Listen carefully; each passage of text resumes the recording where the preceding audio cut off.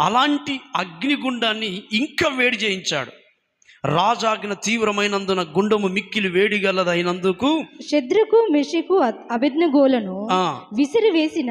ఆ మాట మీ బైబిల్ చూడండి, చాలాసార్లు మనం గమనించాం, కానీ ఇంకా కొంచెం లోతుగా అగ్నిగుండములోకి షడ్రక్ మెషక్ అబేద్నెగోలను విసిరివేసిన ఆ మనుషులు, విసిరివేసిన మనుషులే అగ్నిలో పడి చచ్చిపోయారు.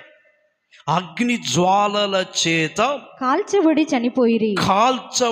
చనిపోయిరి. చూసారండి,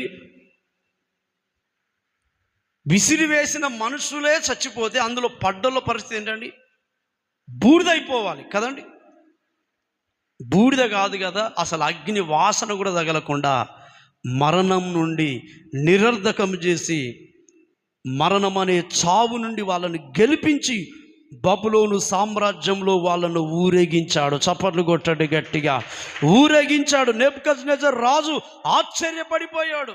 నిజంగా వీళ్ళు నమ్ముకున్న దేవుడు నిజమైన దేవుడని సవాలు విసిరి అందరికీ ఒక ప్రకటన చేశాడు. ఈరోజు అంటున్న అగ్నిగుండం లాంటి మరణం వచ్చినప్పటికీ కూడా షడ్రక్ మెషక్ అబేద్నెగోలు విశ్వాసంతో దేవుని మీద ఆధారపడ్డారు. అందుకే వారు బ్రతికింపబడ్డారు. వారు చనిపోయిన భక్తులు కాదు, వారు సజీవంగా నిలబడ్డారు. ఈరోజు నేను అంటున్నాను దేవుని బిడ్డ, ఆయన వారు బ్రతికించబడతారని రాస్తున్నాడు. ఎవరయ్యా ఆయన వారంటే ఆయన మీద విశ్వాసం ఉంచిన వారు. రెండవదిగా, పరిశుద్ధాత్మను కాపాడుకున్న వారే రేపు లేపబడతారా? పరిశుద్ధాత్మను కాపాడుకోవాలి. పరిశుద్ధాత్మను పొందుకోవడం కాదు, పొందుకున్న ఆత్మను నువ్వు కడ వరకు కాపాడుకోవాలి.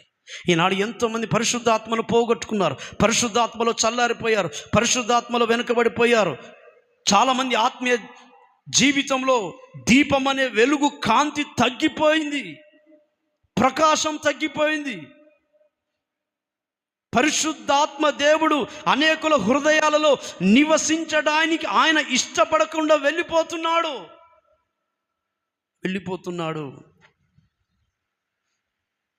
ఆ మధ్యలో నిరీక్షణతో నేను ఖమ్మం పోయాను. అక్కడ ఒక ముసలమ్మ ఒక బ్రదర్తో చెప్తుందంట, ఏమమ్మో పరిశుద్ధాత్మను పొందుకున్నావు కదా, మరి పరిశుద్ధాత్మ దేవుని కాపాడుకున్నావా? ఉన్నాడా నీ మనసులో పరిశుద్ధాత్ముడు అంటే?